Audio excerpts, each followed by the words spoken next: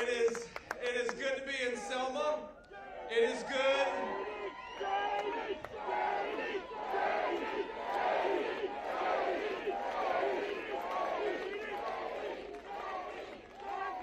It's good to be in Selma, and it's good to say that in 4 days, with the help of the great people of North Carolina, we're going to send Kamala Harris to San Francisco, where she belongs, and we're going to make Donald Trump the next president of the United States.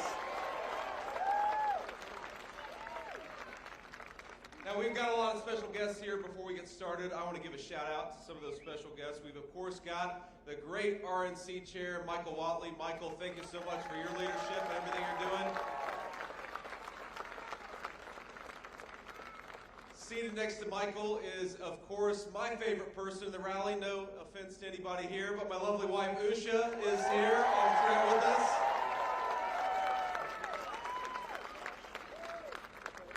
We've got a special guest, but he's on the way. His flight was late, but if I talk for long enough, then Donald Trump Jr. is going to be here later.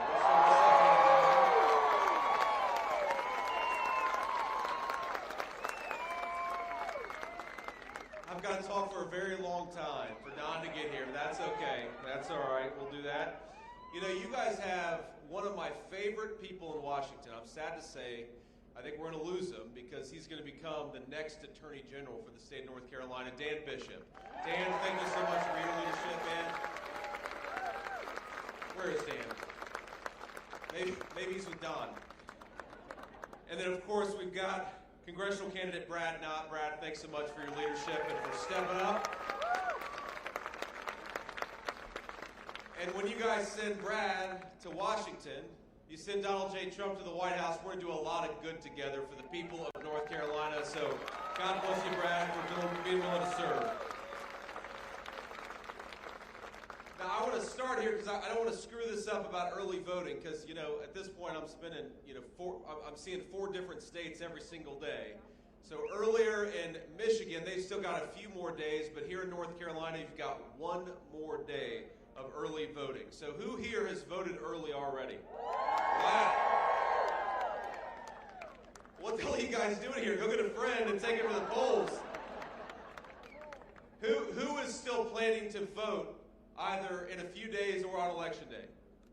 That's still a pretty good crew. All right, sounds good. So, look, however you're going to vote, if you plan to vote early, and please, we'd love to make as many votes as possible, you've got to do it by tomorrow. And here's the thing, I was talking to the great leadership of the state GOP, and it sounds like if you guys get out there and do your job and get your friends and family to the polls tomorrow, we're going to go into an election day with something we have never had from the early vote in the state of North Carolina, a lead. And that's a very big thing for this campaign. So we're going to win Election Day voting in the state of North Carolina, but normally we've got to win Election Day voting by a big margin. I think that on Election Day we're going to win by a big margin, but that's going to mean a North Carolina landslide. Let's make it happen. Let's make this thing too big to rig. I don't want to win North Carolina by 20,000 votes. I want to win North Carolina by 200,000 votes, and I'd like to have your help get there. So I'm going to make a few requests before we sort of get started. We talk about why we're going to make Donald Trump the next president. Let's talk about the how. So number one, there's a website, swampthevoteusa.com, swampthevoteusa.com. We built that website to show you your polling location so you can check where you can go vote. You can check how to get involved in these last few days, but we've got to get out there and make it happen. So number one, go to swampthevoteusa.com. Number two, I'm going to ask every single person here over the next few days the next few minutes to take out your phone, take a photo of what we're doing here, and go and post it on social media or send it by text or email, whatever your method of communication is. We know that Kamala Harris and her allies in the corporate media, they're never going to tell the truth about this campaign. They're never going to tell the truth about Donald Trump, but you know who can tell the truth? We can. So take out those phones, take a photo, and tell people why you're voting for Donald J. Trump for President of the United States. And the final request I want to make is this. I want every person here, and it looks like a lot of you have already voted, but I want every every person here to vote 10 times. The legal way. We've got New York Times reporters in the back, and I'm sure they're going to write later today that JD Vance came to Selma, North Carolina, and encouraged mass voter fraud at his event.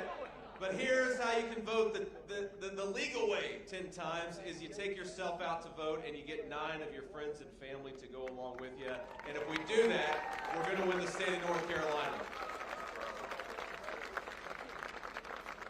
Now, I want to talk just a little bit about our Democratic opponents, Kamala Harris and Tim Waltz. And I see you feel about him the same way I do. I will say, about poor Tim Waltz. I know we have some great Christian people here, and I'm sure people of other faiths. If you would, spare a prayer for Tim Waltz, because he's got the toughest job in American politics. Tim Waltz has got to go out there and try to convince our fellow citizens that Kamala Harris is fit to be President of the United States. That is a tough job, ladies and gentlemen. And here's the problem with Tim Waltz's argument about Kamala Harris is the record is the record. Kamala Harris has been vice president for 3.5 years, and because of her leadership, or lack thereof, North Carolinians are paying over $1,000 more per month to afford today what they could have afforded when Donald J. Trump was president. Because of Kamala Harris's leadership, we saw today the private sector lost 28,000 jobs. And manufacturing, we actually lost 46,000 jobs in the manufacturing sector just in the last month because of Kamala Harris's leadership. Now, it's interesting. If you read the details of that job report, what it'll tell you is that even though we lost 28,000 private sector jobs, we gained 12,000 jobs. You know what that means? That means we created a lot of jobs in government, but not a lot of jobs in the private sector. We created a lot of jobs for IRS bureaucrats who are going to harass you, but not a lot of jobs for hard-working North Carolina families. That means we shipped, when we talk about losing 46,000 manufacturing jobs, that means we're shipping a lot of good North Carolina jobs to Mexico, to China, but we're not creating a lot of good jobs for North Carolina families who need them. So in 4 short days, we get to send a message to Kamala Harris. We don't trust your promises. We don't trust your slogans. We trust what you have done in the last 4 years. It has been a failure, and we are going to say to Kamala Harris, you are fired. We're going back to the leadership of Donald J. Trump.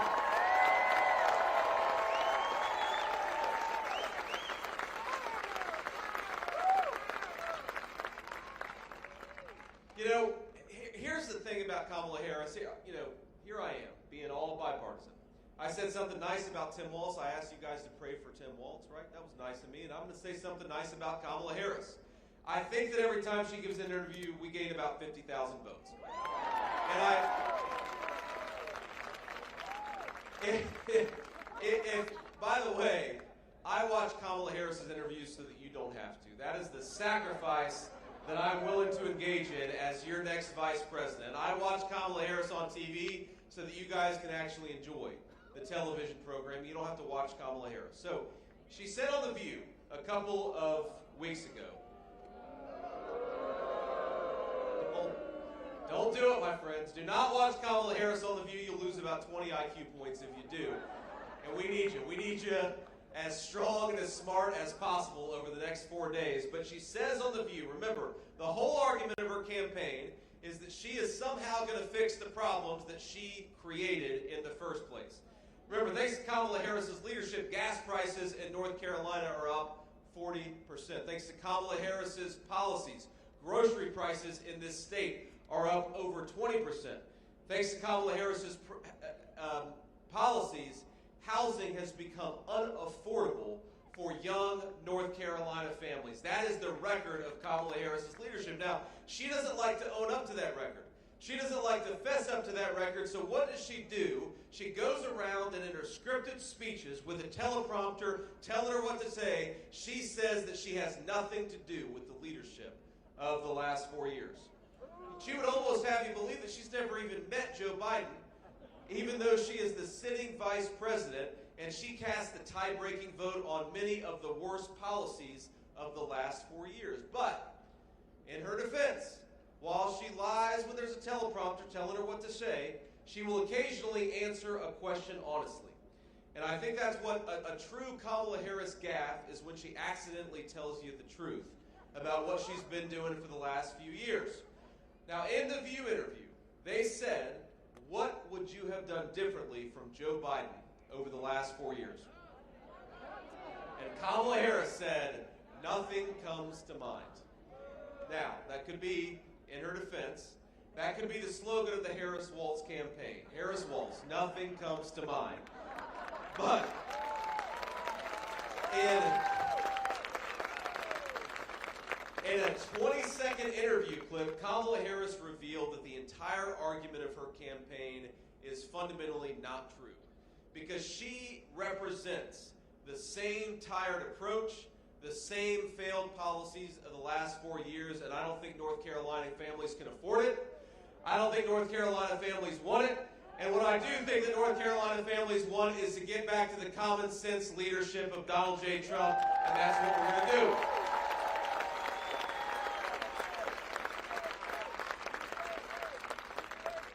Now just think about this. Our fellow citizens, the people who are watching this on TV, our fellow citizens cannot afford 4 more years of the exact same failed policies of Kamala Harris's leadership. You know that credit card delinquencies in our country have gone up to over 9%? That means about 1 in 10 of our fellow citizens can't afford their bills because of what Kamala Harris is doing. And I happen to think, my friends, that the definition of insanity is to try the same thing expecting different results. We have got to try something different. And the good thing about Donald J. Trump, it's not just a bunch of plans, and it's not just a bunch of promises. When Donald J. Trump was president for 4 years, he actually delivered. And that's something that's different about the career politicians in Washington, D.C.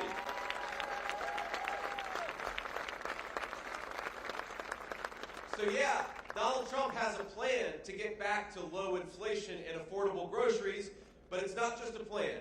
Because when Donald Trump was president, grocery prices were stable and inflation was at 1.5%, which was a historical low. When Donald J. Trump was president, wages were rising at the fastest rate in 40 years in the United States of America.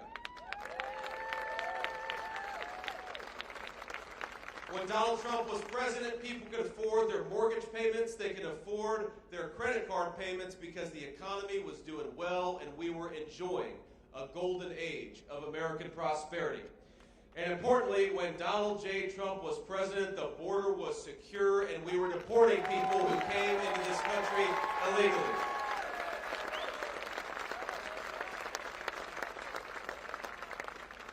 Now there's a connection, of course, there's a big connection between what I think is the biggest problem for Americans who are suffering from the affordability crisis and the illegal immigration problem. You know, one of the biggest issues for North Carolina families, especially our young families, is they can't afford homes anymore. And what I want, what President Trump wants, is we want to pursue the kind of economic policies where North Carolina families can actually afford to buy a home in this state that all of us love. And that's not happening right now. You talk to young people in this country right now, they're terrified that if we keep going down the Kamala Harris route, they're not going to be able to afford to buy a home. They're not going to be able to afford to start a family. They're not going to be able to afford to put groceries and food on the table because Kamala Harris is pursuing some really crazy economic policies. Well, we happen to think that we've got to take this country in a different direction. And here are 2 concrete things that we're going to do to make housing more affordable.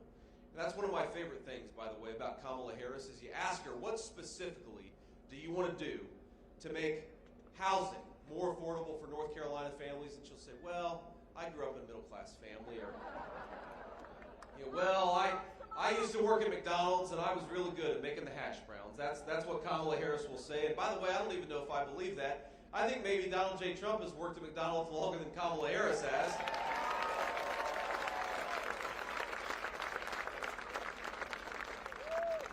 But here is the concrete plan for how we're going to lower housing prices for North Carolina families. And I got to tell you, my friends, I grew up in a working class family. Number one, specifically, we got to build more homes. We don't build enough homes in the United States of America. And because we don't build enough homes, the cost of housing has gotten way too expensive for North Carolina families. Now think about this. We are the people, we are the country that 50 years ago, our ancestors built rockets that went to the moon with pocket calculators and slide rules. And now, thanks to Kamala Harris's regulations, we don't build enough homes for American families. So let's change that. Let's undo those ridiculous regulations and empower American families to build the homes that American families are going to live in. But the honest and difficult truth is that no matter how many homes we build, if we don't ensure that American homes go to American citizens, it is never going to be enough.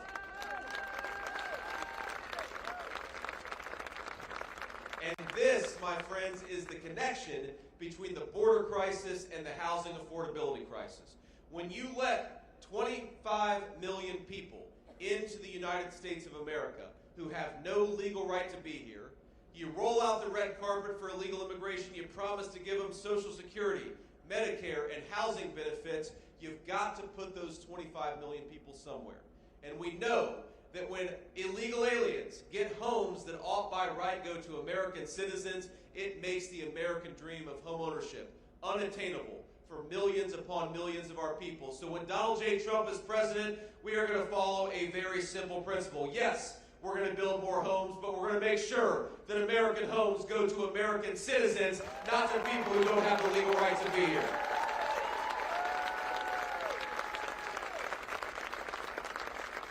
And look, the border crisis is more than just a housing crisis. The border crisis is a drug crisis because we've allowed the Mexican drug cartels to bring in fentanyl at record levels. We've got 100,000 American citizens who are dying of fentanyl overdoses every single year because Kamala Harris let the drug cartels turn this country into a drug trafficking zone.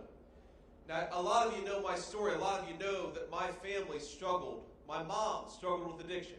And I'm proud of my mom, my friend. She's now about to celebrate 10 years clean and sober, and I'm so proud of her.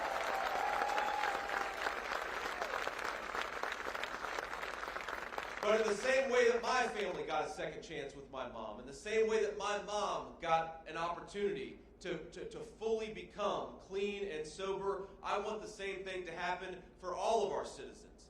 And it's not going to happen, my friends, if we're importing by the tens of thousands pounds of fentanyl that are depriving our citizens of that second chance to get clean and sober.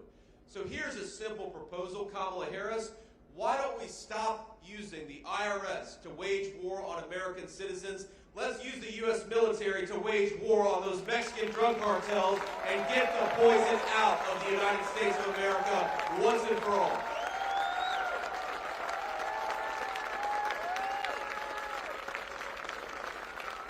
While Kamala Harris is saying to roll out the red carpet for millions upon millions of illegal immigration, Donald J. Trump has a different plan.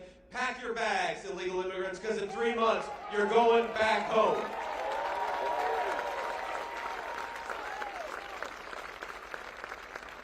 While Kamala Harris has let 425,000 illegal immigrant violent criminals to set up shop in the United States of America, Donald Trump wants to get them the hell out of this country and keep them out of this country once and for all. And we can't... 425,000 illegal immigrant criminals, that is an unfathomable number of people who don't even have the legal right to be in this country. That's more than twice the size of the United States Marine Corps. I'm a proud veteran of the United States Marine Corps. Semper Fi to all the Marines. And we thank everybody for their service, whatever branch of service they served in, but more than double the size of the United States Marine Corps in this country because Kamala Harris refuses to do her job as border czar. That's a disgrace. And we can do so much better, and we will in 4 days when we make Donald J. Trump the president-elect once again.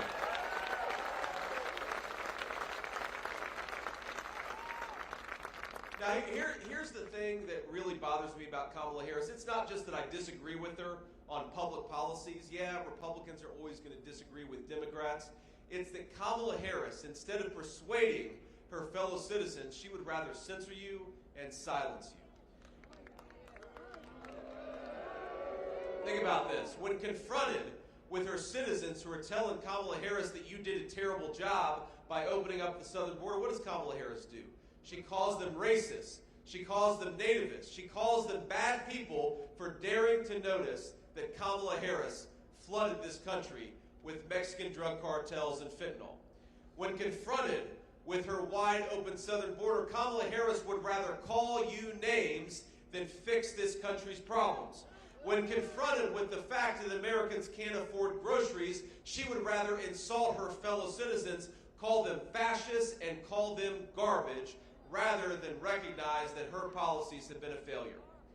Here's a simple statement, my friends, and I think we speak for all of our fellow citizens. Whether you agree with our politics or not, whoever you're voting for, and we certainly hope that you're going to vote the right way and make Donald J. Trump the next president.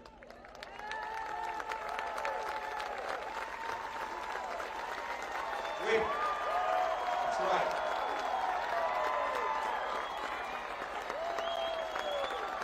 There he is.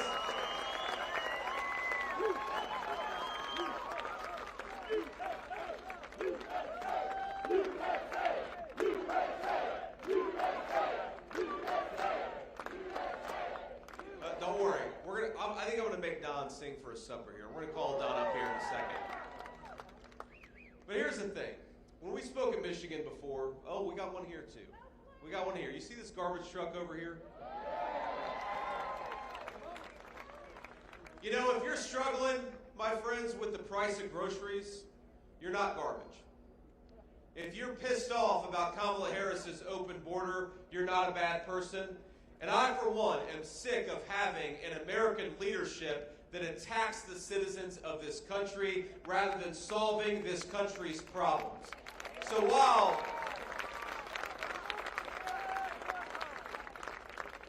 I think it's ridiculous that Kamala Harris calls us garbage, I do think that in 4 days we ought to take out the trash in Washington, D.C., and that is Kamala Harris and her failed leadership.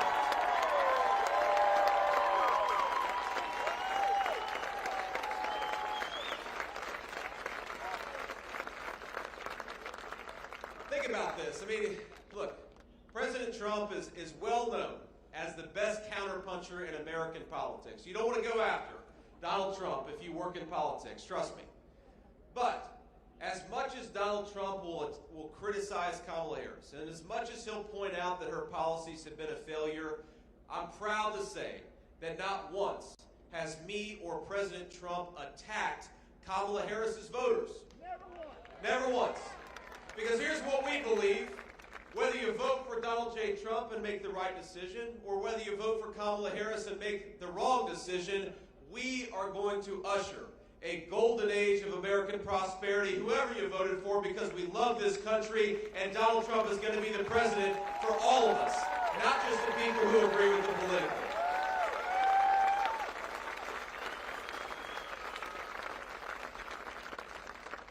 You're not garbage for wanting the southern border enforced. You're not garbage for wanting to afford the price of groceries. You're not garbage for thinking that Kamala Harris has done a bad job. And you're not garbage for loving this country enough to vote for change, to vote the bumps out, and to vote for Donald J. Trump to be the next president of the United States.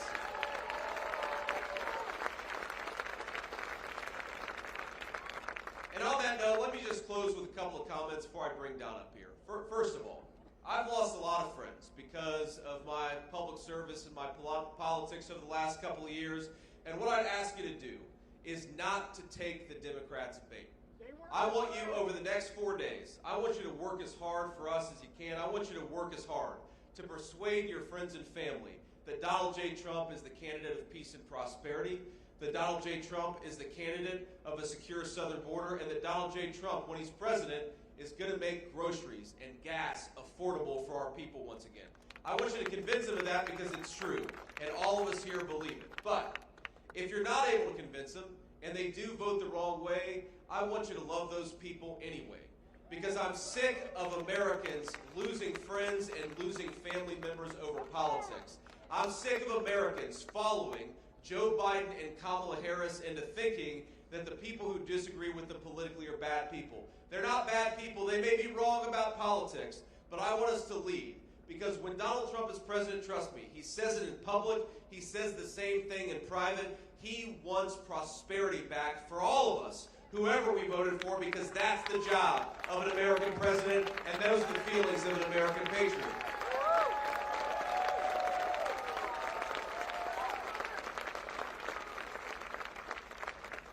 And I want you to get out there and vote, because a person who calls her fellow citizens garbage for having different politics is not fit to lead the United States of America.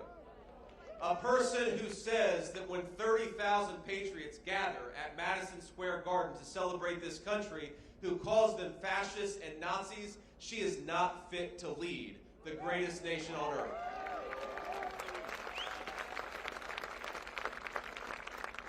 And so in 4 days, I don't want us to just make Donald Trump the President of the United States.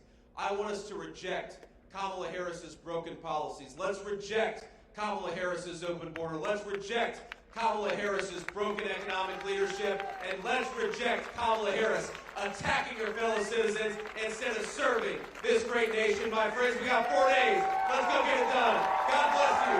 Thank you for having me. And let's get our man over the finish line. Thank you all.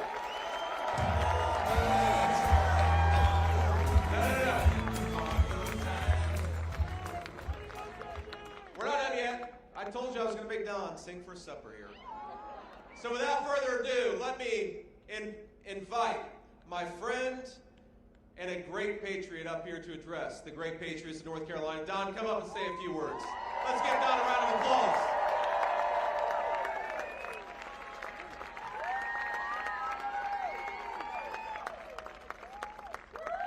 I don't know, it's not often that I dislike following someone in politics. Normally they make it pretty easy because you get the Kamala Harris word salad or some sort of other nonsense, but how great is JD?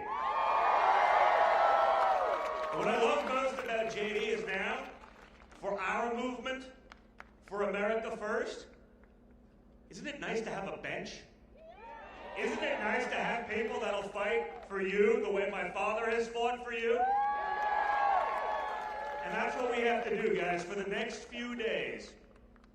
We gotta run, we gotta fight, we gotta vote like you're the third monkey in line for the Ark and it's starting to rain. And that's the reality. You see it all every day, right? You see, this poll's designed to make you overconfident, so you sit at home. This poll's designed to demoralize you, so you sit at home. Don't fall for any of the psyops. Don't fall for any of the nonsense. Overwhelm them. Bring your friends, call your neighbors, text everyone you know, especially in the swing states. Just get them out and vote. It's a unique election. We're used to politicians who are making promises. They'll tell you everything you need to hear. They get your vote, then they do whatever the swamp or their special interest billionaire friends tell them to do. This election, it's actually different. You've actually lived under the policies of both administrations. You've been there. You've seen it. You had 4 years under Trump.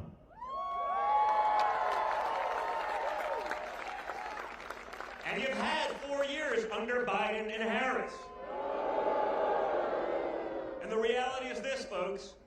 You went from a time of prosperity to a time of poverty. Like that. In an instant. Because of incompetence. Because they rather follow the woke playbook than use common sense. We went from a time of peace to a time of war. There is a reason that the Democrats are embracing Dick and Liz Cheney. They're going to send your kids to war. We're going to be at World War III. No one can tell us why we'd even be there, but we'll be there because a couple guys in Washington, D.C. are going to get rich because of it. We know nothing's going to change because Kamala Harris told us she wouldn't do anything differently. She's said that 7 or 8 times now. And you would think, you know, after the first time, you'd think maybe, I don't know, just maybe, After even the liberal press destroys you, you think when you're asked the question the second, third, fourth, fifth, and sixth time what you'd do differently, you'd think you'd be smart enough to come up with like an answer. But she's not. That's why I love this. I love this podium. I love that JD speaks. Notice how there's not a teleprompter here?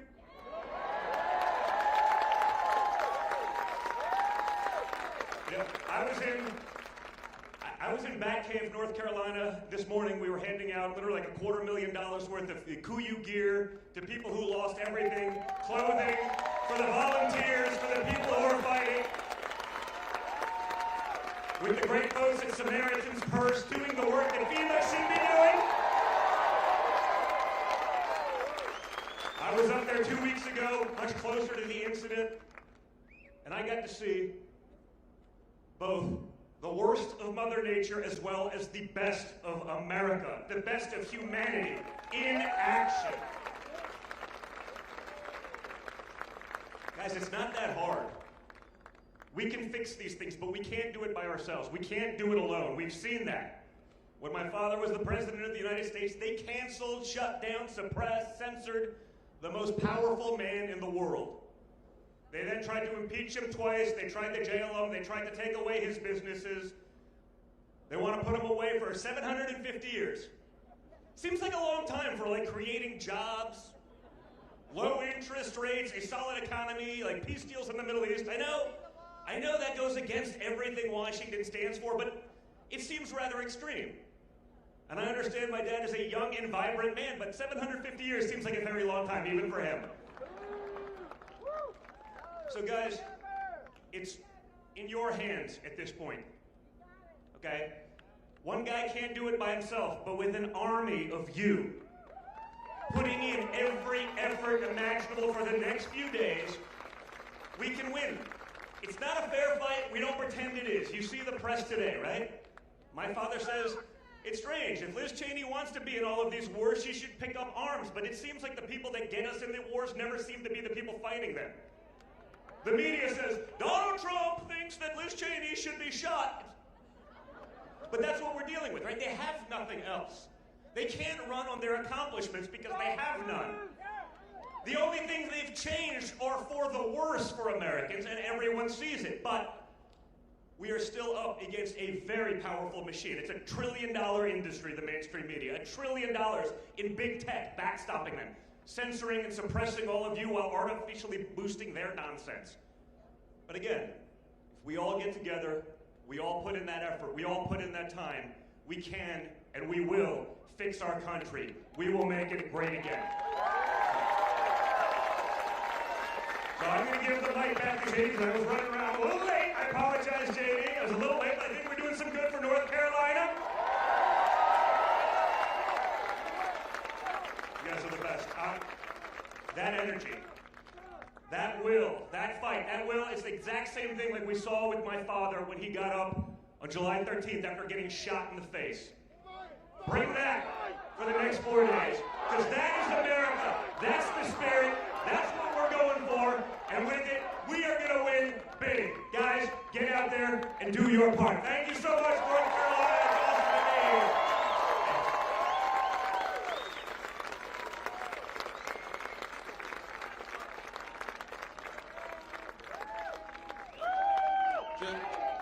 Just an awesome guy and an awesome family. Thank you. So,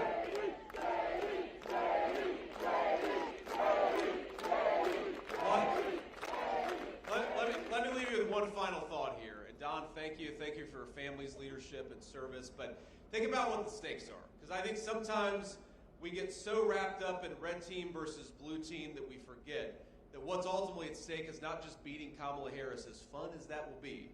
What's ultimately at stake, my friends, is that there are people in our country who are hurting, who could have better lives if Donald J. Trump gets back in the White House. There are mothers who are mourning teenagers who died of fentanyl overdoses because their kids made a teenage mistake and took something that happened to be laced with a poison brought in by the Mexican drug cartels. There's a woman I met just a little while ago who told me that for 40 years, she and her husband did steak night every Friday night, but they canceled it last year because under Kamala Harris's policies, steaks just got a little too expensive. I talked to a lot of people who can't afford groceries. I've talked to people who have lost their loved ones from the violence, from the drug cartels, or the violent migrants that have come in over the last 3 years. I've talked to American young people who would love to start a family, who would love to get married, but they're worried that they're not going to be able to afford to buy a home to raise that family in. Every single one of our citizens deserves, if they work hard and play by the rules, to live a good life in this country that all of us love. Our fellow citizens deserve to be able to buy groceries. Our fellow citizens deserve to earn a good wage for a hard day's work. Our fellow citizens deserve to have safety and security in their neighborhoods, and they're only going to get it if we do our jobs and make Donald J. Trump the next President of the United States. 4 days ago. God bless you guys. Let's get it done.